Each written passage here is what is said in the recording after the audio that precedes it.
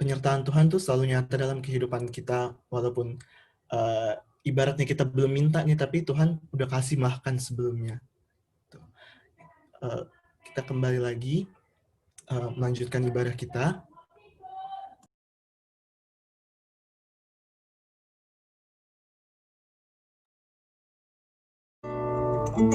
Yes, haleluya Yesus. Kembali kami naikkan pujian kami ya Bapa. Kembali kami naikkan syukur kami ya Bapa. Kembali kami naikkan persembahan kami ya Tuhan Yesus. Kami mau masuk ya Bapa ke dalam hadirat-Mu. Haleluya Yesus. Amin.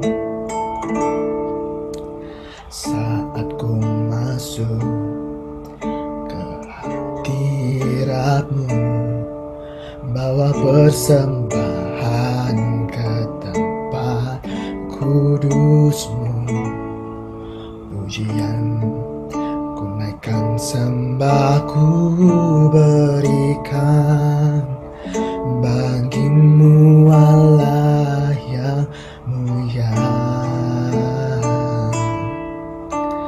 Kau layakkan ku menghampiri-Mu, melihat tata kemuliaan-Mu Tuhan. Pujian ku naikkan, sembah ku berikan bagi-Mu Allah yang mulia. Oleh kuasa darah-Mu, Kau telah tebus dosaku. Kekudusan-Mu melingkupiku, kasih-Mu mengalir memulihkan hidupku. Sungguh besar anugerah-Mu, Kau selamatkan hidupku. Ku menjadi ciptaan yang baru oleh kuasa darah-Mu. Yesus Tuhan, haleluya Bapa.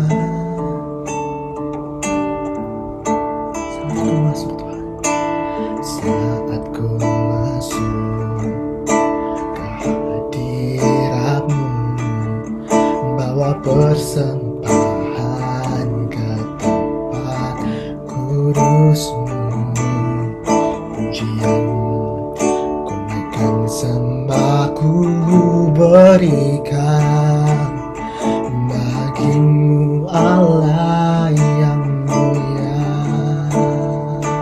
Layakkan ku Bapa, menghampiri-Mu, melihat tata kemuliaan-Mu Tuhan. Pujian ku naikkan, sembah ku berikan bagi-Mu Allah yang mulia.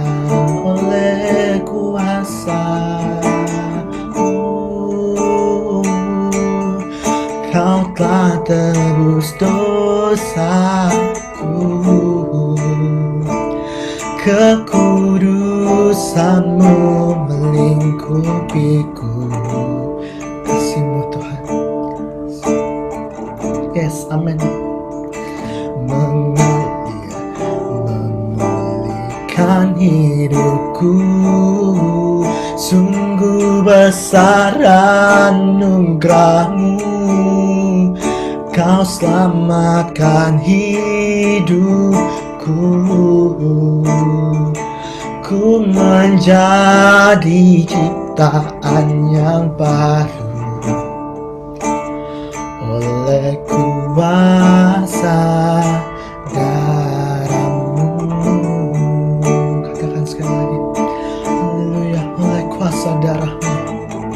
Yesus, yes. tebus dosaku, kekudusanmu melingkupiku. Kasih-Mu Bapa, haleluya Yesus, mengalir Tuhan, mengalir, memulihkan hidupku. Sungguh besar anugerah-Mu, Kau selamatkan hidupku. Ku menjadi ciptaan yang baru oleh kuasa darah-Mu, oleh kuasa darah-Mu Tuhan Yesus.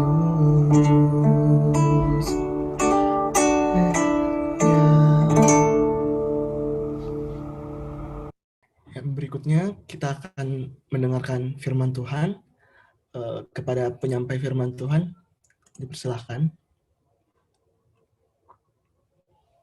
Oke, selamat apa nih? Selamat sore teman-teman sekalian. Selamat sore.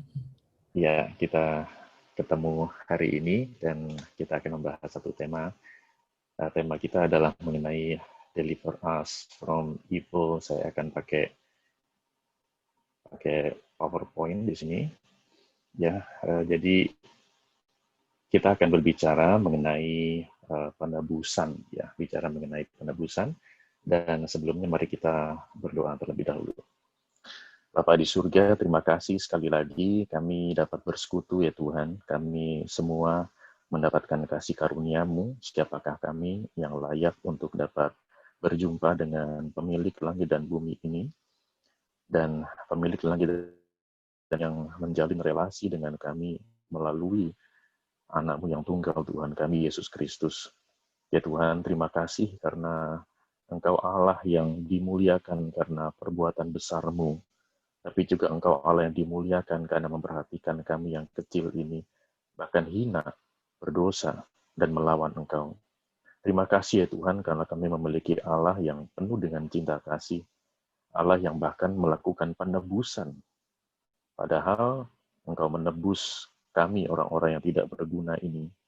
Apa untungnya kami Tuhan sampai Engkau mau masuk ke dalam dunia? Apa untungnya kami?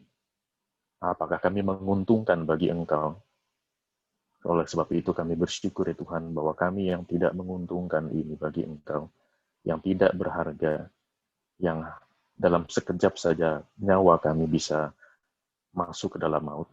Namun, heran yang Kau menyelamatkan kami, dan kami bersyukur bahwa kami sekian puluh orang pada sore hari ini adalah orang-orang tebusan yang telah ditebus oleh penebus kami.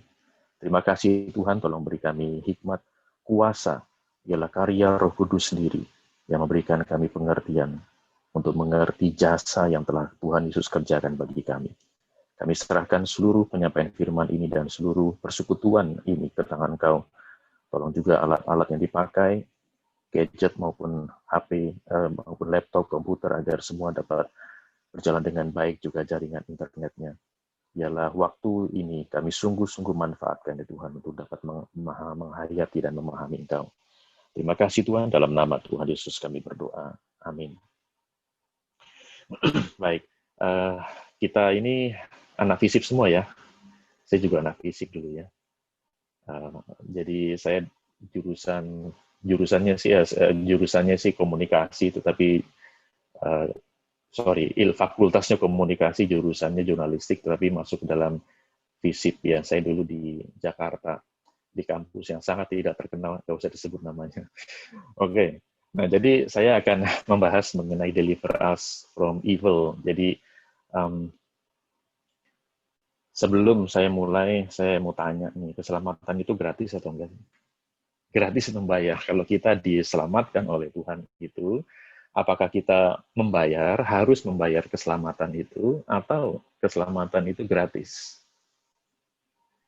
Ya. Pertanyaan kedua adalah, keselamatan itu harus diusahakan atau tidak? Harus diupayakan atau tidak? Apakah keselamatan itu gratis, lalu diberikan kepada kita tanpa perlu usaha kita? Kira-kira ada yang berani bersuara? Kira-kira dua pertanyaan ini ya. Keselamatan itu gratis atau bayar? Kedua, harus diusahakan atau tidak? Halo? Calvin deh jawab deh. Jawab singkat, Calvin. Gratis, Pak, dan tidak Gratis perlu ya? diupayakan. Tidak perlu diupayakan.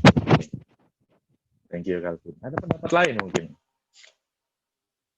Ada, Pak, 50-50. 75-30 lah gitu ya. Atau berapa? Kalau Calvin bilang gratis.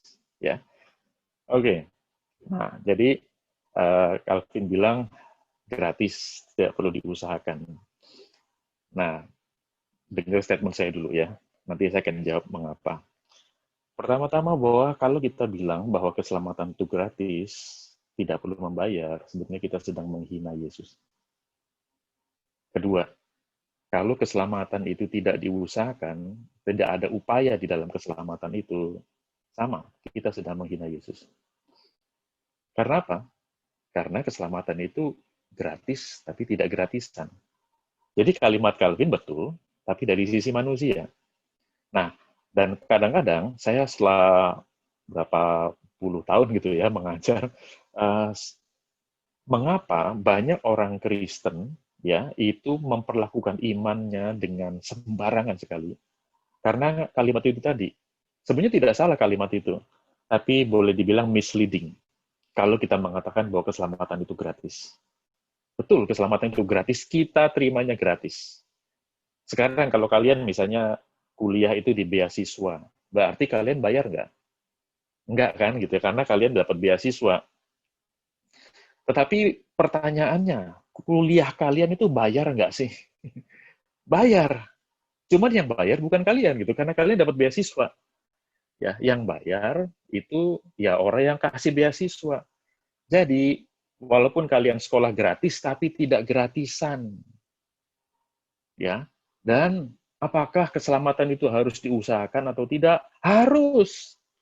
Cuman masalahnya siapa yang mengusahakan? Dari pihak siapa yang mengupayakan itu? Kalau banyak agama mengatakan, ya kamu yang ngerjain keselamatanmu sendiri. Pertanyaannya mungkinkah? Mungkinkah kita bisa mengupayakan keselamatan kita sendiri? Itulah sebabnya satu-satunya keunikan kita di dalam iman kita kepada Kristus adalah bahwa kita tidak mengupayakan keselamatan kita.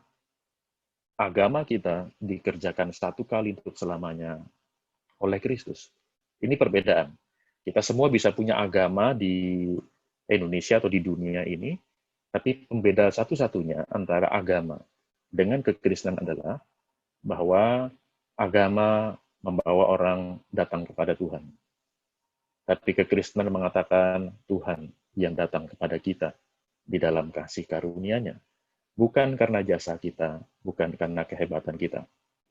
Agama mengajarkan bagaimana caranya dengan berbuat baik, saya bisa mencapai Allah. Ya, itu sama saja seperti, misalnya saja, saya bisa naik motor, sungguhan saya bisa naik motor. Tapi saya tidak punya cukup kapasitas untuk menyaingi Valentino Rossi di tim Yamaha. Saya bisa naik motor, tapi saya tidak cukup punya kualifikasi untuk menjadi pembalap. Dan kalaupun ada pembalap seperti Valentino Rossi, misalnya, dia masanya sudah menurun. Dan dia tidak sempurna dan tidak selalu menang, walaupun dia jago balap. Artinya apa? Ya, artinya bahwa dia tidak punya kualifikasi untuk sempurna. Jago, iya. Sempurna, enggak. Enggak mungkin. Makanya, saya protes lagunya Andra and the Backbone ya. Sempurna, itu kan lagu yang suka muncul di kawinan-kawinan gitu ya. Mengapa seperti itu? Kalau seorang cowok mengatakan ceweknya sempurna, berarti ceweknya nggak butuh elu. Kan udah sempurna. Buat apa elu kalau gitu ya? Nah, jadi nggak ada orang sempurna ya. Kita jangan menikah dengan orang sempurna, karena memang yang sempurna nggak ada. Ya, oke. Nah, jadi sekali lagi bahwa sehebat apapun manusia, manusia itu tidak bisa memenuhi seluruh tuntutan Allah. Tetapi pertanyaannya, apakah tuntutan Allah kalau begitu? Ya sudah kalau begitu, lu nggak bisa gua tuntut, kata Allah gitu ya, ini pakai bahasa orang ya. Kamu, saya tuntut nggak bisa, sempurna juga enggak, ya sudah kalau gitu saya hapuskan. Enggak loh. Itu mirip kalau kita misalnya saja, mau nggak kita memiliki hakim yang baik? Maulah ya, di pengadilan kita ada hakim yang baik. Tapi hakim yang baik itu seperti apa? Oh, ini ada orang nih, bunuh 10 orang. Lalu mau dijatuhi hukuman, lalu hakim yang baik mengatakan si terdakwa ini bercerita, Pak, anak saya masih kecil, istri saya masih kecil. Oh enggak ya, istri saya nanti jadi janda nih, sendirian nih, anak saya masih kecil, aduh gimana Pak? Lalu hakim yang baik itu kasihan, ya sudah, nggak jadi didakwa. Hah, gitu ya. Mungkin itu menunjukkan belas kasihan, tetapi itu tidak menunjukkan keadilan. Bagaimana dengan orang-orang keluarga yang dia dibunuh itu keluarganya? Wah, itu marah sekali. Dia baik pada si penjahat, tapi dia tidak baik terdakwa ya. Dia baik pada terdakwa, tapi dia tidak baik kepada keluarga dari korban. Nah, jadi bagaimana? Apakah kalau memang Allah tidak bisa menuntut kita sebagai manusia? Ya sudah, nggak usah ada kalau gitu dah. Oh, kalau begitu kita gampang mempermainkan Allah. Oh, kalau gitu dia Allah yang gampang dipermainkan. Dia penuh dengan belas kasihan tapi tidak punya keadilan. Pernah dengar kan ayat yang paling indah se-Alkitab mungkin ya, Yohanes 3:16. Itu ayat yang semua aliran denominasi pasti suka ayat itu. Karena begitu besar kasih Allah akan dunia ini. Indah banget ya ayat itu. Tapi tahu nggak bahwa ayat itu sadis loh. Sadisnya di mana? Karena begitu besar kasih Allah akan dunia ini. Sehingga dia mengerudikan anak yang tunggal. Barang siapa percaya tidak binasa. Loh, kok ada binasa sih gitu ya? Kenapa ayat yang begitu kayak penuh dengan cinta kasih, kok ada binasa gitu loh? Ternyata cinta dan keadilan Allah itu berjalan beriringan. Cinta Allah dan cara Allah mencintaimu itu harus cocok. Kalau kamu tidak mau dicintai dengan cara Allah, ya berarti kamu binasa. Loh, kok gitu sih Tuhan? Gitu ya. Itu kalau misalnya Tuhan mencintai dengan caramu, sedangkan cara kita sebagai manusia itu tahu sendiri manusia maunya banyak. Ya coba lu punya cowok atau punya cewek maunya banyak, lama-lama ngeselin ya, jadi bucin, budak cinta. Ya. Jadi mencintai dengan cara dia, aduh capek deh gitu ya. Telepon jam 2 subuh gitu ya, terus nggak diangkat teleponnya, berarti kamu nggak sayang aku gitu deh. Ya nggak bisa begitu dong. Ya, jadi Allah mencintai dan cintanya itu dia mencintai dengan caranya dia. Nggak bisa dengan cara kita dong. Ya, dengan caranya dia. Dan cara dia adalah dengan mengutus anaknya. Itu paling gampang. Kayak tadi ya. Kalau caranya dia, kamu harus berbuat yang sesuatu yang memuaskan saya. Aduh, gimana berbuat memuaskan Allah? Allah tuh nggak ada batasnya. Kapan puasnya? Itu tadi, kalau kita punya pacar yang kekanak-kanakan, kapan puasnya? Nggak pernah puas dia. Putusin aja. Ya, pacar kayak begitu. Kalau dia cuman pengen dipuaskan mulu. Buat apa? Punya pacar kekanak-kanakan. Allah, tentu saja Allah nggak kanak-kanakan ya. Allah itu sempurna. Bagaimana menyenangkan dia? Makanya kalau saya nyanyi lagu menyenangkanmu, senangkanmu. Dulu saya terhanyut lagu itu. Lama-lama nggak terhanyut. Karena saya mikir, saya nyenengin istri aja sering gagal ya. Saya nyenengin anak aja sering gagal. Bagaimana nyenengin Allah ya? Saya mikir-mikir kalau nyanyi lagu itu, Tuhan sudah senang sama saya. Nah, jadi nggak ada sebetulnya hal apapun yang membuat kita itu, Allah itu terpesona terhadap kita. Nggak ada. Itulah sebabnya kenapa harus ada keselamatan. Dan keselamatan itu dari pihak Allah, bukan kita menyelamatkan diri sendiri. Itulah sebabnya keselamatan itu gratis karena itu nggak bisa bayar. Karena kamu nggak bisa bayar. Bayar pakai apa coba? Apakah semua hal di dunia ini harus dibayar dengan uang? Nah, saya suka kasih ilustrasi ini. Misalnya saja, kita kan suka membayar untuk apa yang kita suka kan? Kita suka somai, beli somai, bayar, dapat somai. Sekarang saya tanya, kita kalau yang punya anjing, suka nggak lihat anjing kita begitu datang, buntutnya gini, kipat-kipit, senang banget ya. Sekarang saya tanya, berapa harganya kipat-kipitnya buntut anjing? Ayo, berapa harganya? Bukan harga anjingnya loh ya, harga ininya loh, buntutnya begini. Berapa harganya? Berapa ya? Pakai apa bayarnya? Nah, di dunia ini saja, ada hal-hal yang nggak bisa dibayar pakai uang. Ya, itu nilainya bukan nilai material, itu nilai relasional. Ketika lidahnya gitu ya, terus ininya gitu, seneng banget lihatnya itu ya, nggak bisa dibayar pakai uang itu. Sama ketika baru pulang anak meluk cepret gitu ya, berapa harga pelukan anak saya ya? Coba tuh kalau saya saya charge ya, atau dia charge, Pak sekali peluk 5.000 ya, 5.000, 5.000, stop stop stop bangkrut gua gitu ya. Nah jadi kalau di dalam dunia ini saja ada hal-hal yang tidak bisa dibayar dengan uang, apalagi Allah. Allah nggak bisa disogok dengan uangmu, dengan persembahanmu. Gua kasih 10.000, kau berlipat kali ganda, balas enak aja lu. Itu investasi mancing Allah, dan sudah pasti nggak tulus karena ngasih buat dapat lebih besar lagi. Ya, lalu kita mau nyenangin Allah bagaimana? Nggak bisa. Makanya semua itu harus dari pihak Allah yang menciptakan kita. Oke, nah jadi keselamatan itu gratis bukan karena gratisan, tapi karena kamu nggak bisa bayar. Mau bayar pakai apa? Pakai duit? Pakai apa? Pakai pelayananmu? Tuhan, saya bayar keselamatan pakai pelayananmu. Emang pelayananmu sempurna? Ya, saya tiap hari cuma 2 yang saya katakan kepada Tuhan. Minta maaf dan terima kasih. Udah 2 itu doang. Minta maaf karena terlalu banyak hal yang nggak bisa saya kerjakan. Dan berterima kasih karena sampai hari ini saya masih hidup. Heran saya. Gitu bangun pagi, kok saya masih hidup ya? Padahal begitu banyak hal yang saya tidak mungkin bisa menyenangkan hati Allah.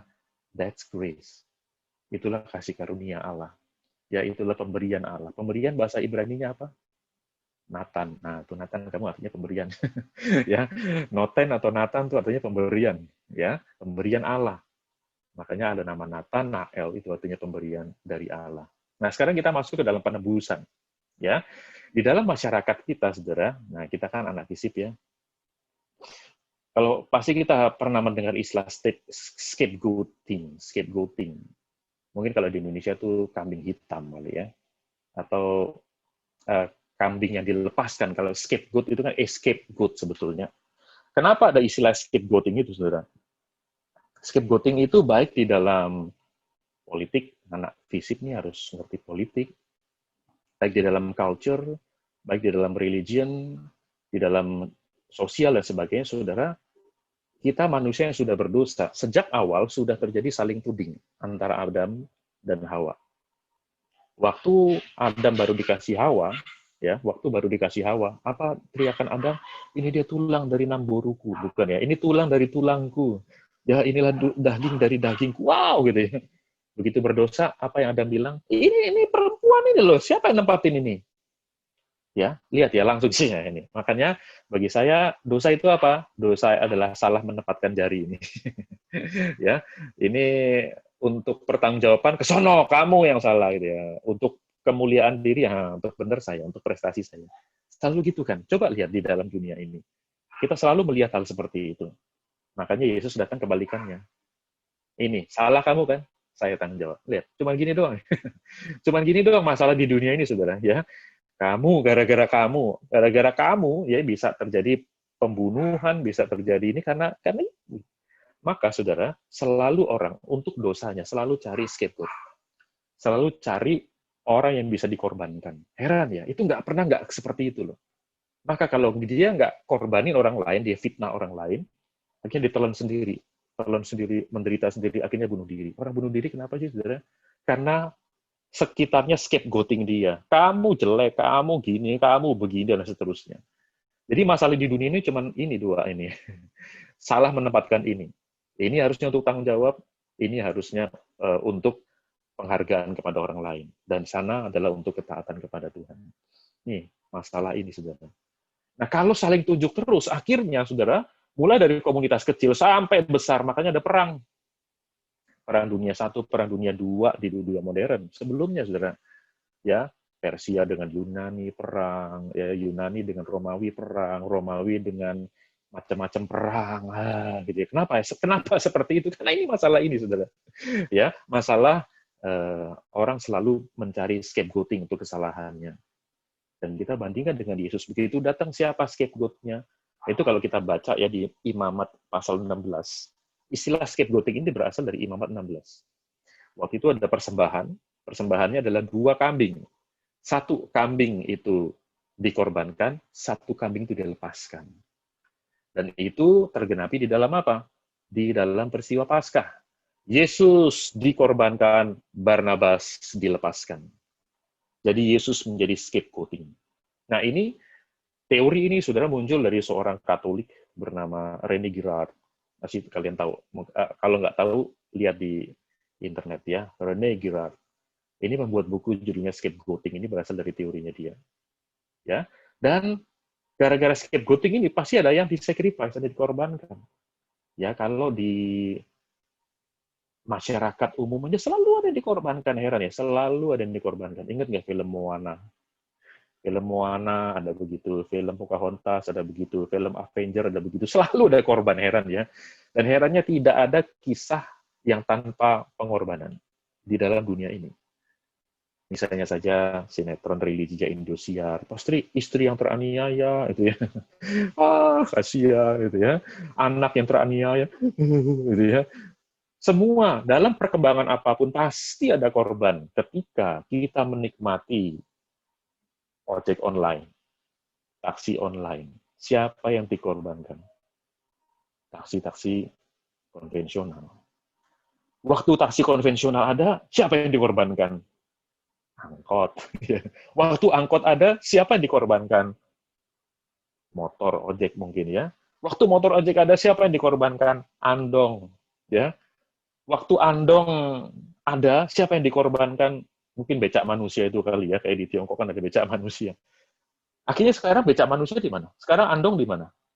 Habis. Kenapa? Karena ada yang lebih praktis dari itu, tinggal pencet doang. Semua itu ada yang dikorbankan. Semua itu ada yang dikorbankan karena manusia cenderung seperti itu. Ya. Nah, jadi solusinya apa? From sacrifice to mercy. Itulah Kristus, saudara. Itulah why. Kenapa Kristus hadir ke dalam dunia harus sebagai korban. Karena tuntutan manusia, gua harus cari korban. Itu manusia berdosa. Manusia berdosa suruh cari korban. Suruh lu, ini, gitu ya. Dan akhirnya ditudingan kita itu di situ. Oke, Kristus ambil. Ya, makanya dalam Yesaya 53 mengatakan dia tertikam. Karena, lihat ya, dia tertikam karena, alasan jelas, karena kamu, pemberontakanmu. Gak ada alasan lain, dia tertikam karena iseng-iseng misalnya, dia tertikam karena kecelakaan misalnya, dia tertikam karena, ya sudahlah, pokoknya Allah Bapa maunya gitu sih. Enggak, karena Allah yang baik, seperti hakim yang baik. Harus dihukum. Itu orang sudah bunuh 10 orang. Harus adil. Tetapi lihat sistem pengadilan kita. Dihukum, masuk penjara yang sekarang tidak disebut penjara. Ya, yaitu lembaga permasyarakatan. Di situ dibina. Berapa kali saya masuk penjara? Maksudnya pelayanan di penjara ya. Saya pelayanan di penjara, itu berapa kali. Dan sistem dimanapun, apalagi di luar ya, itu jauh lebih beradab. Karena orang bisa ambil S2 di penjara. Ya, kenapa? Harus adil dong. Itu orang bunuh orang loh. Ya, si terdakwa bunuh orang lalu didakwa 15 tahun penjara. Terus di penjara diapain? Dikelitikin tiap hari, ya, dicopotin rambutnya tuh satu, disiksa gitu kan? Enggak. Itu manusia masih hidup. Gimana caranya? Dibina dong. Makanya narapidana dulu namanya narapidana, sekarang namanya warga binaan. Jadi ada keadilan, ada kasih karunia. Meniru keadilan dan kasih karunia siapa? Allah. Manusia itu tukang tiru Allah kok. Ya, apa yang dilakukan oleh manusia itu adalah apa yang Allah lakukan. Ya, nah jadi disitulah kita melihat bahwa from sacrifice to mercy, ya bahwa ada pengorbanan dan pengorbanan itu dilakukan oleh Kristus. Dia menjadi tumbal untuk kesalahanmu. Dia tertikam karena pemberontakan kita, karena pemberontakan kita. Dan kalau tidak ada itu, selalu orang akan scapegoating. Ya, scapegoating dan akan menghabisi orang lain. Siapa penggemar Liverpool? Ya, saya enggak. Oke, nah jadi kita tahu di dalam permainan, saya enggak jangan perhatikan Liverpoolnya ya. Ya, saya hanya ingin menunjukkan bahwa di dalam satu permainan sepak bola dan juga permainan olahraga lain, terutama yang berkelompok, ada yang namanya substitusi, penggantian. Ya mirip tadi, Yang harusnya dikorbankan, Roma 3:23 mengatakan, upah dosa adalah maut. Harusnya kamu yang kena maut. Tetapi kemudian ada satu substitusi, penggantian. Kalau kamu kena maut, kamu masuk ke dalam maut, kamu nggak bisa apa-apa, kamu binasa. Disitulah Kristus substitusi. Nah, dia melakukan tindakan penebusan. Ya, penebusan itu bernilai substitute atau substitusi, menggantikan. Ya, tentu saja nggak mirip seperti pemain bola, saudara ya. Tetapi saya mau ambil satu contoh saja mengenai substitusi atau penggantian. Demikian juga dengan sistem ekonomi, bukan saudara? Ya kan? Makanya saya bilang di awal tadi, ada yang gratis nggak? Oh, saya dapat nih, saya dapat aqua gratis nih, aqua gratis saya dikasih. Saya kan kalau di Unair kan sudah dapat itu tuh kotak itu ya, apa roti sama aqua ya. Kalau pas belum pandemi ini ya. Saya dapatnya gratis nggak? Gratis ya. Maksudnya saya suruh bayar, Pak, ini aqua 5.000 Pak deh, 5.000 ya. Saya terimanya gratis, tapi Anda beli kan? Ada yang beli itu loh itu. Saya kalau pelayanan di sekolah-sekolah negeri gitu ya, aduh, nggak enak gitu ya. Sudahlah nggak usah sediain apa-apa, saya bawa sendiri kok gitu ya. Tetapi mereka mau, ya anak-anak SMP, anak-anak SMA, ini Pak, aqua itu berharga banget loh. Masuk ke sekolah negeri, ya banyak sekolah negeri di Surabaya ini juga mengalami kesulitan-kesulitan. Mereka persembahan 1.000 demi 1.000, ya ampun gitu ya. Saya pikir gitu ya. Nah, jadi saya terimanya gratis itu, tetapi ada yang bayar. Nah, jadi melalui peristiwa di dalam dunia ini, Allah hendak menunjukkan, hei manusia, ya, untuk sesuatu yang berharga kamu harus bayar loh. Ada yang bisa kamu bayar. Beli aqua, maksudnya nggak bisa beli sih. Ya, kecuali orang miskin banget ya. Beli apa? Kopi, bayar. Beli laptop, bayar, walaupun dibayarin. Ya, makanya kenapa mencuri itu salah? Karena dia nggak mau bayar. Ya kan? Kenapa mencuri salah? Kenapa di negara barat yang moderat, yang bebas, kenapa mencuri masih dihukum? Kan bebas. Ya, nggak sadar yang negara barat itu walaupun sebebas-bebasnya masih taat pada hukum loh. Misalnya kenapa tidak boleh melecehkan anak dan seterusnya? Why? Kenapa? Kalau negara itu bebas. Nggak ada bebas yang sebebas-bebasnya. Makanya mencuri itu salah karena apa? Karena dia nggak mau bayar. Ya, dan bahkan dia merugikan. Makanya kenapa setan dibilang itu seperti pencuri. Yesus datang juga seperti pencuri loh ya, tapi konteksnya beda. Ya. Nah, jadi semua harus berbayar, Saudara. Nggak ada yang gratis di dunia ini, nggak ada yang gratis. Coba sekarang semua yang ada di sekitar Anda, apa yang Anda pakai, kacamata kah, buku yang Anda baca kah, dosen yang ngajar Anda, nggak ada yang gratis. Ya, semua harus bayar. Ya, cuman ya kalau keselamatan, kalau untuk menyenangkan Allah, bayar pakai apa coba? Ya, nggak bisa selain kita dapat beasiswa dari Allah. Maka Allah yang bayarin. Nah, jadi keselamatan itu gratis, tapi nggak gratisan. Ya, keselamatan itu harus diusahakan, tapi bukan oleh kita, tetapi oleh Kristus. Ya, jadi saya bukan menyalahkan kalimat Calvin tadi ya, betul kalimatnya Calvin betul. Ya, cuman kadang-kadang kalimat seperti itu suka misleading sehingga gratis berarti gratisan sehingga gue bisa seenaknya sekali selamat tetap selamat. No, bukan itu. Justru karena keselamatan itu gratis, ya. Jadi keselamatan itu bukan just another blessing. Oh, saya dapat anugerah, dapat rumah. Oh, saya dapat anugerah, dapat pacar, ya. Oh, anugerah saya dapat kampus di Unair, saya setelah ditolak di mana-mana misalnya gitu, terus saya dapat anugerah gitu ya. Oh, anugerah saya dapat hadiah dan seterusnya. Oh, anugerah saya dapat keselamatan. Keselamatan itu not just another blessing from God. Keselamatan itu adalah pemberian di saat yang genting. Itu makanya herannya di dunia ini, termasuk di Indonesia, terdakwa mati itu bisa diselamatkan oleh presiden melalui apa? Gerasi. Pernah dengar istilah itu? Gerasi? Gerasi, ya. Makanya kalau dalam bahasa Inggris, grace, gratia, kalau bahasa Spanyol, muchas gracias, ya itu untuk berterima kasih banyak, ya.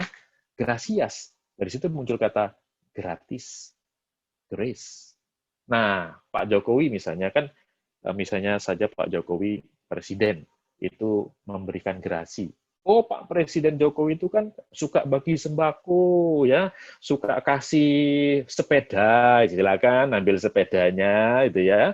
Ya suka kasih macam-macam, gitu ya. Oh, Pak Jokowi suka itu ya ngasih gerasi. Loh, pemberian sepeda sama pemberian gerasi itu tensinya lain. Pemberi sepeda, kalau ada orang nggak dikasih sepeda, mati nggak sih orang itu? Itu kan apa, banyak orang dikasih sepeda, dikasih buku, dikasih sembako sama Pak Jokowi. Pertanyaan saya, kalau orang nggak dikasih buku, mati nggak sih? Beda sama kalau nggak dikasih gerasi, mati dia. Karena itu sudah keputusan penghakiman, lalu di situ ada pengampunan dari Tuhan, kan, dari Presiden, karena alasan-alasan tertentu yang dipertimbangkan. Ada yang dapat, ada yang enggak. Artinya apa? Grace itu, kalau nggak dikasih grave, ya, kalau nggak grace menjadi grave, kuburan, mati gitu ya. Nah, jadi itulah keselamatan ya. Jadi keselamatan itu adalah betul-betul amazing grace, betul-betul adalah anugerah Allah. Ya, makanya Newton berapa abad yang lalu menuliskan Amazing Grace, how sweet the sound, amazing grace. Tetapi kita sekarang amazed bukan lagi pada grace, karena grace Allah dilecehkan, diremehkan. Karena apa? Karena kita anggap gratisan. No, itu tidak gratisan. Itu tidak bisa kamu bayar, makanya kamu gratis. Jadi jangan dibalik ya. Karena dikasih gratis, ya sudah, kan gue layak. No, justru kamu nggak layak. Dan nggak bisa bayar semua tuntutan keadilan Allah itu, makanya harus dibayar oleh pihak Allah. Karena contohnya misalnya kalau kamu dapat beasiswa, mungkin maafkan misalnya kamu dari keluarga sulit sekali, nggak bisa bayar kuliah. Lalu ada belas kasihan dari orang melihat punya porsi, dapat grace, dapat anugerah. Ya, jadi tidak gratis. Ya, itulah sebabnya kenapa Kristus harus menebus kita. Dan keselamatan itu bukan, kamu dosa ya, deh gua kasih deh. Nggak, herannya Kristus penebusan, melakukan tindakan penebusan, lalu mengambil tempat di mana seharusnya itu tempat kita, yaitu maut, yaitu penghukuman kekal. Harusnya kita dapat itu. Kok penghukumannya kekal sih? Yang kasih standar Allah yang kekal ya. Jadi penghukumannya itu kekal. Nah, karena manusia juga bukan manusia yang setelah mati selesai, itu tadi kayak eksistensialis pertanyaan gitu ya, kayak Calvin tadi sharekan. Itu ada di benak kita ya nggak? Ada di pikiran kita nggak? Ayo, jangan, apakah kita menyangkal, enggak, ya, setelah mati selesai kok, selesai kok. Ya, enggak, saudara. Nah, saudara, saya sharing sedikit. Saya pernah membuat lagu Mandarin. Saya bukan orang Chinese, istri saya keturunan Chinese, tapi saya nggak bisa bahasa Mandarin. Nah, apa yang membuat saya membuat lagu itu? Begini, sejak SMA, saya itu suka nonton film judulnya Kungfu. Bukan film Kungfu, judulnya Kungfu. Ya, dibintangi oleh David Carradine. Lihat aja di YouTube, mungkin sudah ada tuh ya. Udah lama sekali film itu, belum pada lahir mungkin kepada ya, atau baru lahir. Ya, kenapa saya suka film itu? Karena penuh dengan filosofi, jarang berantemnya. Mau berantem, ya gitu dulu ya. Wah, keren banget ya, banyak filsafat-filsafatnya. Ya. Kedua, saya suka filsafat Chinese. Saya suka, saya dari luar saya melihat, saya suka orang-orang Chinese, orang Tionghoa itu dalam bekerja punya etos yang tinggi. Belum lagi makanannya, gitu ya. Belum lagi pengobatannya, ya. Belum lagi cara mereka berbisnis dan seterusnya. Saya kagum.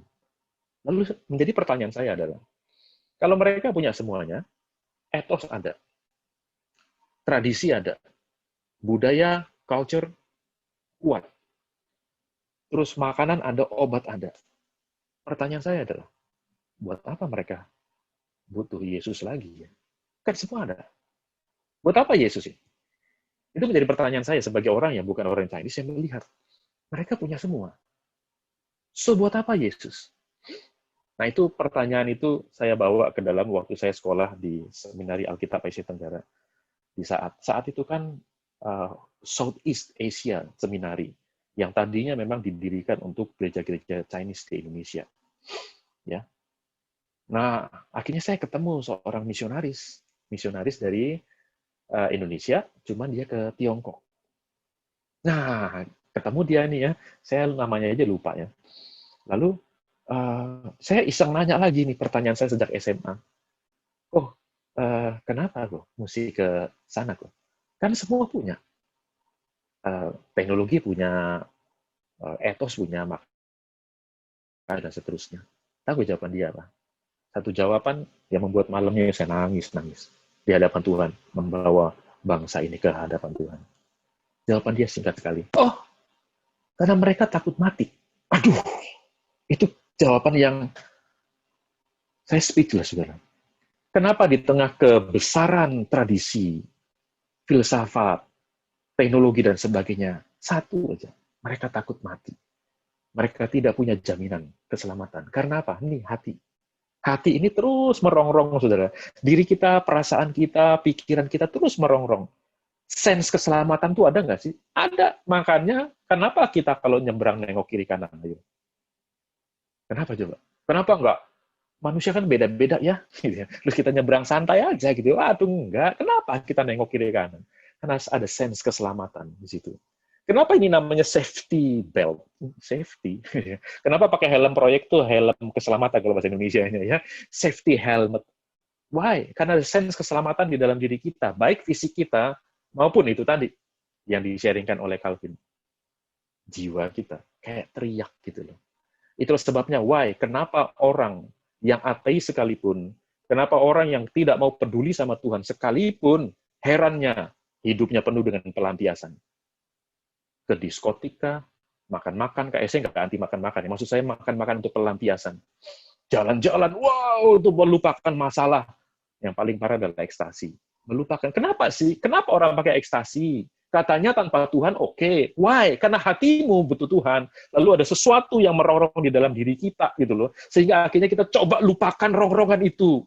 Lalu kita pakai ekstasi. Lalu kita mencoba melampiaskan segala sesuatu. Tapi tidak pernah selesai. Dan itulah sebabnya kenapa sampai harus juru selamat itu turun ke dalam dunia. Karena your heart is empty. Itulah sebabnya kenapa di dalam dunia ini entertainment menjadi industri yang sangat besar sekali. Pertanyaan, entertainment itu apa sih? Dunia hiburan. Kenapa ada hiburan? Karena ada kesedihan. Oke? Nah, kalau ada kesedihan, dihibur, selesai dong. Tapi kenapa dunia hiburan menjadi industri yang sangat besar di seluruh dunia? Because the world is sad. Dunia ini sedih.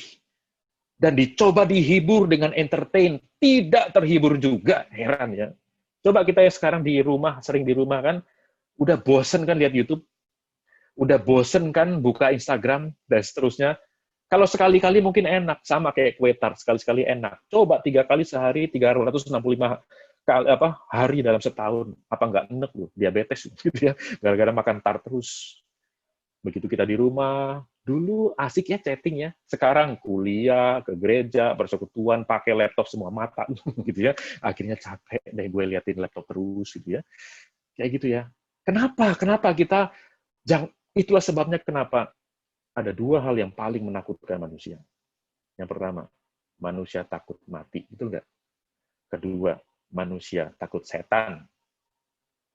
Dan satu kali datang, Yesus kalahin dua-duanya.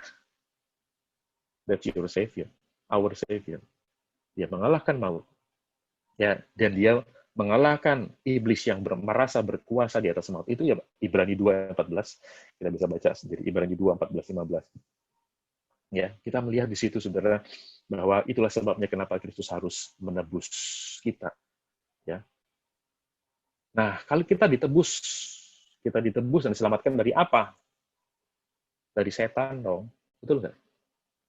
Betul nggak kita ditebus dari setan?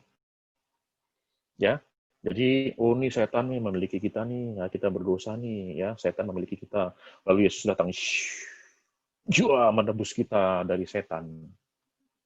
Pertanyaannya adalah, sejak kapan setan pernah merenggut kita? Setan tuh nggak pernah bisa merenggut kita. Karena pertama, kita milik Allah. Kedua, kita dicipta segambar serupa dengan Dia. Setan nggak ada apa-apanya dibanding Tuhan. Dulu saya pikir, setan dan Tuhan tuh kayak yin dan yang.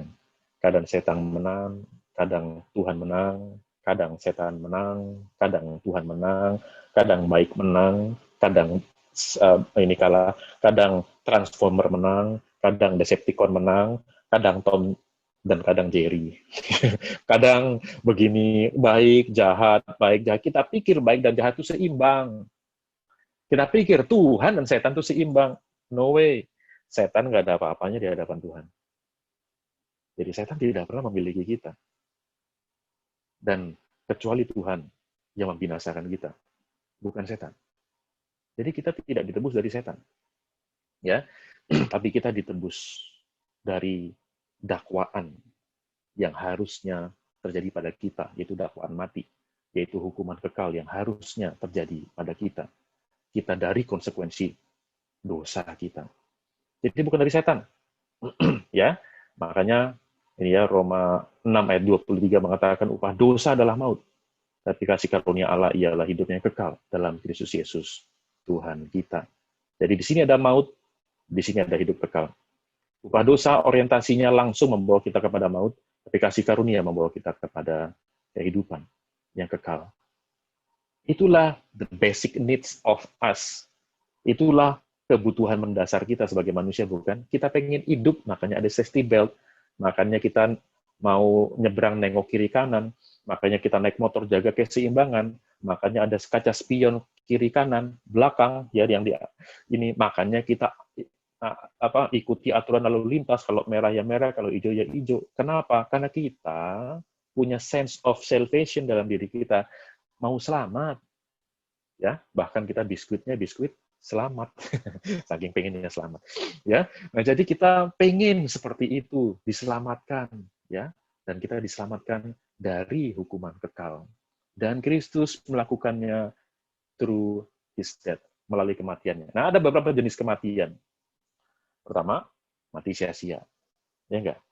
Orang mati sia-sia karena narkoba, karena bunuh diri, dan seterusnya. Yang kedua, ada mati karena kecelakaan. Ya, ayah saya waktu saya kelas 5 SD kecelakaan, meninggal dunia di jalanan, ditabrak motor. Ya, matinya kecelakaan.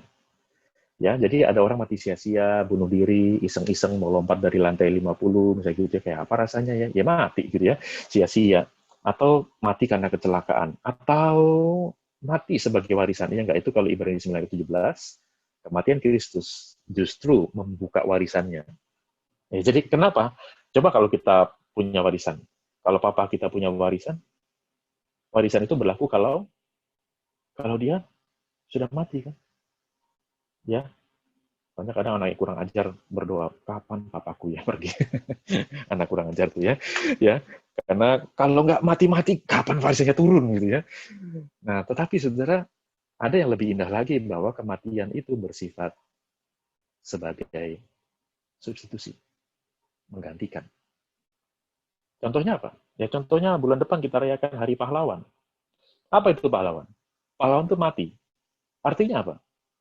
Kalau dia nggak mati, siapa yang mati? Ya kita. Kita yang dijajah, kita yang mati. Kalau dia nggak bela, mereka tidak bela kita, mati dia gitu. Nah contohnya yang banyak ya. Misalnya saja seorang yang kemarin tuh ya, anak kecil mendapatkan mati gara-gara apa? Gara-gara dia melawan orang yang hendak memperkosa ibunya. Ibunya selamat, dianya mati. Itulah namanya substitusi, menggantikan. Harusnya kematian itu terjadi pada kita karena kita yang berdosa dan upah dosa adalah maut. Tetapi Kristus menggantikan. Penebusan itu seperti itu. Bukan sekedar, udahlah gua ampunilah gitu ya. Tapi Allah mempermainkan keadilannya sendiri. Ya, Allah nggak serius dengan dosa. Dan Allah sangat tidak serius dengan, bahkan juga dengan neraka. Begitu teriak neraka, Tuhan ampuni saya, udahlah gitu ya. Allah gitu aja terus ya. Lama-lama, coba aja kita punya anak kayak gitu. Anak-anak itu kan cenderung manipulatif kan. Sama seperti kita dulu kan. Ya, nangis, padahal nggak ada apa-apa gitu ya. Memanipulasi. Orang tua yang gampang digini sama anaknya akan menghasilkan anak kurang ajar, betul nggak? Tapi orang tua yang tegas. Kamu apa? Nangis-nangis maunya apa?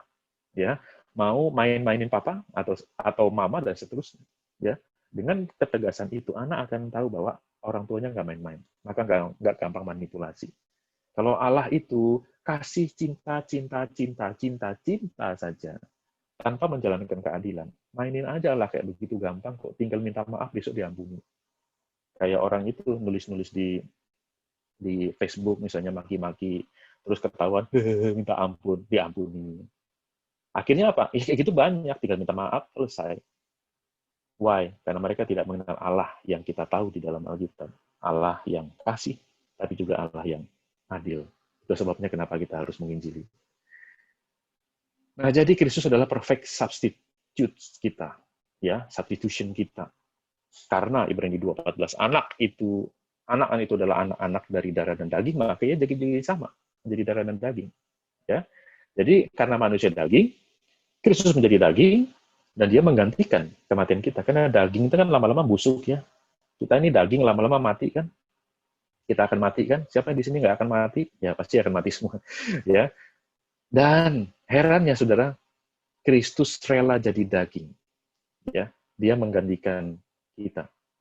Nah, jadi itu yang disebut inkarnasi. Kita tahu karnai atau karnivora itu kan artinya pemakan daging. Tapi inkarna itu artinya menjadi daging. Nah, jadi saudara, Allah itu kalau membuat sesuatu itu bukan nggak ada alasan teologisnya, nggak ada alasan logisnya, bukan asal minta maaf aja diampuni. Logika kasih Allah itu ada logikanya loh. Pertama-tama, coba kita lihat bagian ini. Pertama-tama Allah adalah kasih, betul kan? Ya kan Allah adalah kasih. Kan Alkitab bilang itu. Tapi kasih bukan Allah ya. Allah adalah kasih, tapi kasih bukanlah Allah. Allah adalah kasih. Yang kedua, ya, kasih tertinggi menghasilkan apa? Pengorbanan, betul nggak? Ya, kalau cuman ngomong doang, sayang, aku cinta kamu, gitu ya. Ya kalau gitu tolong dong, aku nih ini nih apa nggak ada yang ngepel di rumah nih gitu ya. Sorry, ini suami istri gitu ya. Misalnya suami istri, sayang aku cinta kamu, ya. Tapi cucian berantakan, nggak karuan, tuh istrinya udah nggak sanggup lagi, nggak mau nyuci. Sayang tolong dong cuciin baju. Enggak lah sayang, saya kan laki-laki sih. Katanya sayang, loh saya kan yang penting punya konsep cinta. Ya. Saya punya teori tentang cinta. Teori tentang cinta adalah definisinya, aduh nggak butuh itu. Cinta itu hanya bisa didefinisikan, cinta betul-betul cinta kalau dilakukan. Lonceng itu betul-betul lonceng kalau dibunyikan. Jadi kasih Allah harus ditunjukkan. Dan apa puncak dari pertunjukan kasih Allah? Pengorbanan. Sama kan kita sama orang tua, anak terhadap anak, ya, atau kita nanti terhadap anak kita, misalnya, oh papa sayang kamu, ya, tapi anaknya nggak pernah disekolahin, mahal sekolah gitu ya, bapaknya aja males nggak mau cari duit misalnya gitu ya, atau beasiswa kayak usahain apa kayak dia korban loh. Orang tua kita itu kan korban. Pertama korban melahirkan kita. Ada di sini kita yang nggak dilahirkan, bertelur misalnya gitu ya. Enggak kan, kita semua dilahirkan, dan dilahirkan itu mama kita antara hidup dan mati, betul? Kayak gitu, itu pertama korban. Kedua, dengan adanya kita, biaya mereka untuk jalan-jalan pasti berkurang. Biaya mereka untuk me time pasti berkurang. Apalagi kita waktu nangisnya nggak inget, nggak ada jam kantor. Nak, kamu nangis ya jam 8 sampai jam 4 ya, gitu ya. Enggak, kita nangis jam 2 subuh, satpam lagi jaga, kita ikut nangis, gitu ya. Maling jadi nggak jadi dah, gitu ya, maling. Ya, kita nggak ada waktu untuk mengasihi orang tua kita dulu ya. Kita nggak hormat banget ya, nggak sopan. Orang tua kita korban waktu kita bayi ya. Nah, jadi lihat ya, di dunia ini kita melihat ada yang berkorban. Nah, kalau Tuhan nggak pernah berkorban, Tuhan cuma lu yang berkorban ya, gua nggak pernah ya. Ya artinya apa? Kita nggak bisa puji Allah loh. Bahkan orang tua kita lebih baik daripada Tuhan. Orang tua saya aja lo berkorban. Masa Tuhan nggak pernah berkorban sih? Tuhan bilang, yang penting kan gue punya konsep cinta. Yang penting kan gue punya konsep pengorbanan. Konsep lo, gue kan Tuhan. Enak aja lo nyamain. Enggak. Kenapa kita memuji atau menghargai orang yang berkorban? Karena ada sense itu tadi. Kalau sense salvation tadi, sense sacrifice. Sacrifice itu adalah sesuatu yang kita hargai dengan sungguh-sungguh. Karena apa? Karena Tuhan yang menciptakan kita, merancang emosi kita untuk menghargai pengorbanan. Kenapa? Karena Dia adalah Allah yang menyatakan cinta lewat pengorbanan. Lalu, kalau Allah adalah kasih, dan kasih tertinggi adalah pengorbanan, kalau begitu, pengorbanan tertinggi apa? Pengorbanan tertinggi adalah mati, serahkan nyawa. Nah, kalau begitu, pengorbanan tertinggi adalah mati, serahkan nyawa. Kalau begitu, kematian tertinggi apa? Itu tadi, ada mati sia-sia, ada mati kecelakaan, tapi kematian tertinggi adalah menyerahkan nyawa atau rela mati untuk orang yang dikasihi, untuk pihak yang dikasihi. So, itulah pengorbanan. Jadi Allah berkorban, dan Allah melakukan penebusan di dalam karya penebusan Kristus. Itulah sebabnya why Christ must die. Kenapa Kristus harus mati? Karena kita yang harusnya mati. Mengapa Kristus harus mengalahkan maut? Karena kita ada di dalam maut itu. Jadi Allah penebusan itu bayar impas. Ya, kalau kita beli buku 50.000, bayar 50.000. Impas. Ya, kecuali ada diskon pun sudah hitung-hitungan gitu ya, pasti untung juga tuh si penjual. Ya. Tapi kita bayar pasti harus impas. Kristus juga gitu. Lu berdosa, kamu harus binasa, gua bayar impas. Aku yang menggantikan kamu. Kira-kira begitulah kalimat Kristus kepada kita. Ya. Nah, jadi deliver us from evil, not from the devil. Ya. Lepaskan aku dari maut, tapi bukan dari setan. Ya, karena kita tidak ditebus dari setan. Nah, kalau kita sudah mendapatkan penebusan, so what gitu loh. Kalau kita sudah dibayar dengan harga yang mahal, dengan darah Kristus, dan kita dibayar lunas. Makanya ada satu lagu lama yang mengatakan, Jesus paid it all to him I owe. Ya, kalau bahasa Indonesianya, Yesus bayar semua hutang dosaku, semua. Bayar impas, bayar lunas. Kalau gitu, kalau kita sudah dibeli itu apa? Mau ngapain kita? Nah, kembaran saya, ada yang pernah tahu nggak? Saya itu sebetulnya kembarannya Cristiano Ronaldo. Ada yang tahu kan? Ya. Nah, jadi kembaran saya itu, saudara, waktu dia sempat menjadi pemain termahal, waktu pindah dari MU ke Real Madrid. Sekarang dia di Juventus. Ya. Nah, waktu dia dibayar mahal dari MU ke Juventus, untuk apa ya? Ya, kan pihak MU menawarkan segini harganya. Madrid bilang, oke, bayar lunas loh, walaupun nyicil gitu ya, tapi bayarnya lunas loh. Ya, bayarnya lunas. Karena apa? Karena sesuai dengan deal-nya. Tapi setelah di Real Madrid ngapain? Ronaldo, lo gua beli mahal, mahal banget lo harga lo. Takut kakimu rusak, kamu nggak usah latihan ya. Kamu tidur-tiduran, kamu nggak usah main, kamu kalau ada final nggak usah main gitu ya, supaya kakimu tuh bagus terus. Loh, enggak dong. Kalau dia sudah dibayar dengan harga yang mahal, lunas, itu untuk apa ya? Ya, untuk apa? Untuk mengerjakan kehendak dari yang beli dia. Nah, jadi kalau kita dibayar lunas dengan darah yang mahal, untuk apa? Untuk mengerjakan apa yang harusnya kita kerjakan sebagai anak-anaknya. Itu namanya juga, selain itu ada proses yang namanya adopsi. Apa itu adopsi? Adopsi artinya kita ambil anak yang sesungguhnya bukan anak kita, menjadi anak kita. Maka kalau kita disebut anak-anak Allah, sebetulnya kita anak-anak setan. Kita ini anak-anak hamba dosa kita ini. Tapi bukan karena kebaikan kita, tapi karena kasih karunia Allah, dia mengadopsi kita. Statusnya udah berubah. Dulu Ronaldo pemain MU, sekarang setelah itu pemain Real Madrid. Sekarang statusnya berubah lagi, pemain Juventus. Dulu kita anak setan, sekarang menjadi anak Tuhan. Nah, sebagai anak Tuhan, itu berarti Tuhan mengembalikan posisi kita. Harusnya kita anak Tuhan, tapi kelakuan kayak setan. Ya, jadi kita akhirnya dibawa menjadi anaknya. So, kalau begitu sebagai anaknya mesti ngapain? Ya mesti nyenengin Bapak dong. Ya, Nyenengin Bapa, maka kalau Bapa senang sama kita, itu bukan karena prestasi kita ya, jangan GR. Oh, kamu rajin menginjili ya, terus ala aduh kasihan anak ini ada luar biasa banget. No, no, no, no. You are nothing. Kita tadi bukan siapa-siapa, ya. Tetapi kita disukakan melalui anaknya yang tunggal itu, yang telah membayar kita itu. Nah, jadi sifat keagamaan kita itu bukanlah sifat keagamaan seperti agama pada umumnya. Yaitu apa? Nah, ini kalau agama secara umum apa? Lihat bagan ini. Kalau kita melihat bagan ini, secara umum orang beragama itu untuk menyelamatkan apa? Wah, kita harus melakukan ritualistik. Wah, seketat mungkin. Makanya mereka ada jam doa di waktu yang sama. Mereka harus seketat mungkin mengerjakan apa yang mereka pikir sebagai kehendak Allah seketat-ketatnya. Pertanyaannya, seketat apapun kita, bagi Allah sempurna nggak sih? Kalau begitu, ya, kalau begitu, sebetulnya perbuatan itu apa? Udah berulang-ulang, nggak sempurna pula.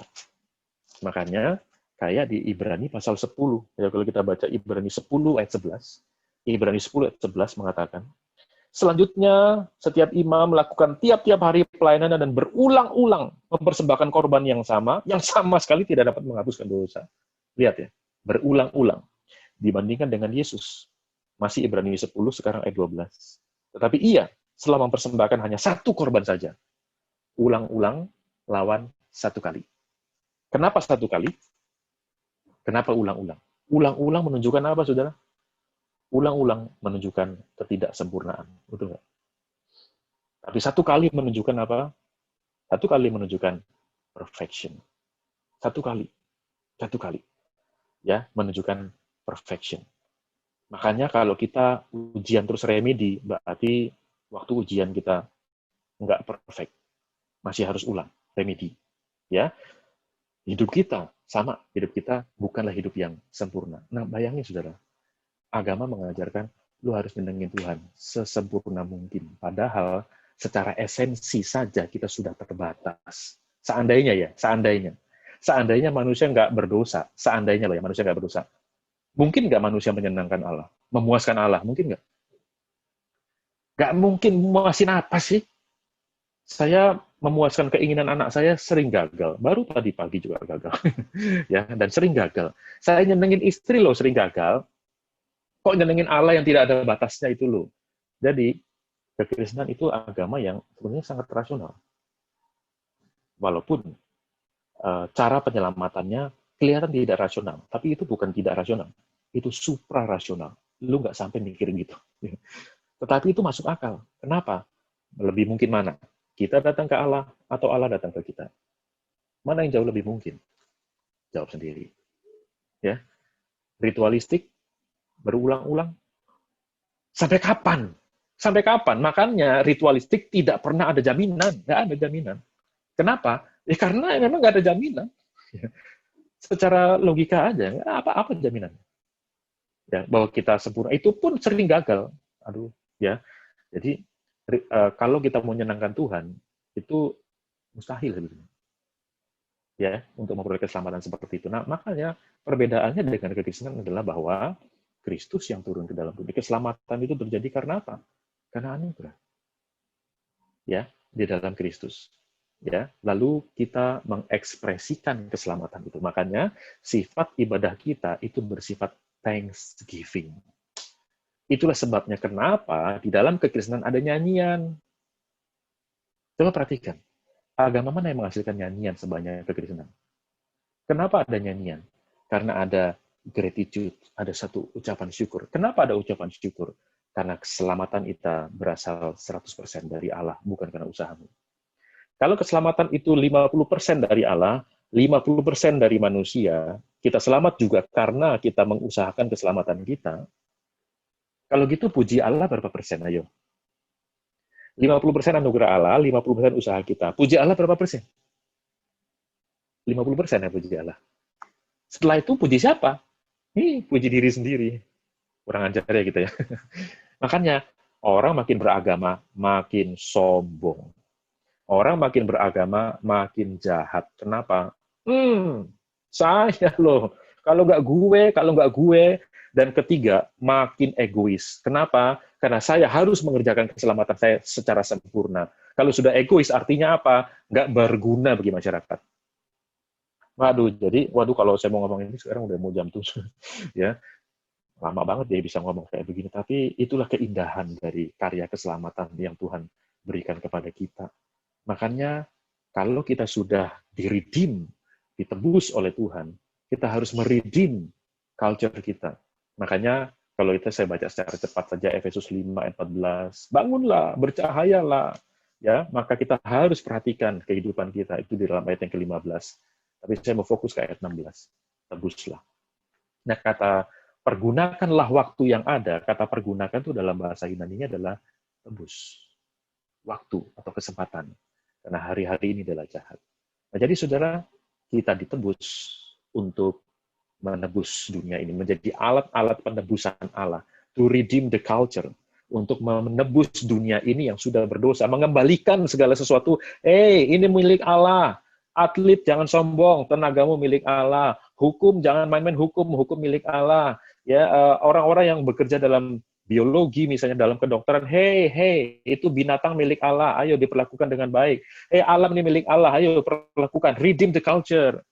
Kalau kalian sebagai anak fisik, dalam hal politik, dalam hal sosial, sosial bahkan milik Allah, karena Allah kita Allah Tritunggal, Allah yang saling berelasi. Relasi itu dari Allah, dan Allah itu kalau monoteisme mutlak, Allah berelasi sama siapa? Jomblo, forever jomblo. Tetapi karena Allah itu adalah Allah yang Tritunggal, maka dia bersosialisasi, maka ada ilmu sosial. Ya, itu kalian dalam perpolitikan. Politik itu milik Allah, kekuasaan milik Allah. Maka ketika kalian masuk dalam dunia politik, kalian menjadi imam untuk menyatakan kemuliaan Allah dan kebenaran Allah. Nah, jadi itulah kita ditebus untuk melakukan tindakan penebusan. Ini saya cepat saja dalam bagian ini. Kita harus melakukan ini, bisa di-shoot atau di-screenshot. Ya. Ini saya ambil dari satu buku, Protestant Ethic in the Spirit of Sport, tapi ini bisa berlaku untuk banyak hal. Ya. Jadi kesucian kita di dunia, rasionalisasi. Ya. Ini yang bagian yang ini adalah jangan sampai kita menjadi dingin, muram, goalnya egoistik. Ya. Ini bisa salah satu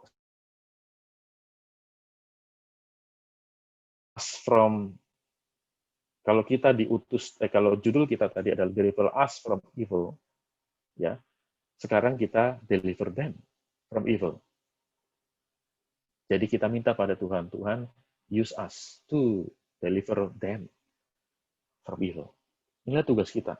Kalau kita sudah diselamatkan, kita melakukan karya keselamatan itu untuk membawa kabar keselamatan itu kepada orang lain yang belum diselamatkan. Kita lihat, saudara, antara kepercayaan, iman, dan kehidupan sosial, kehidupan politik itu sangat berkaitan. Jadi kalau tidak ada shalom dari Kristus itu, tidak ada karya keselamatan, tidak ada pengorbanan, dunia ini kacaunya luar biasa. Termasuk kepada orang-orang Kristen yang tidak mengerti hal ini. Nah, itulah dari saya. Mari kita berdoa. Bapa di surga, terima kasih karena karya keselamatan dan penebusan yang Kau lakukan melalui anak-Mu yang tunggal, menggenapkan seluruh tuntutan hukuman yang harusnya ditimpakan kepada kami sebagai manusia berdosa. Terima kasih karena cinta kasih-Mu yang begitu besar. Dan tolong kami, agar kami setelah mendapatkan karya penebusan itu, kami juga menebus dunia ini, agar dunia ini kami kembalikan. Dunia ini milik-Mu, Tuhan. Segala ilmu adalah milik-Mu. Segala hal yang indah di dalam dunia ini telah rusak oleh manusia dan dikembalikan. Kami ingin mengembalikannya kepada Engkau. Meredeem, menebus dunia ini. Terima kasih Tuhan. Dalam nama Tuhan Yesus kami berdoa. Amin.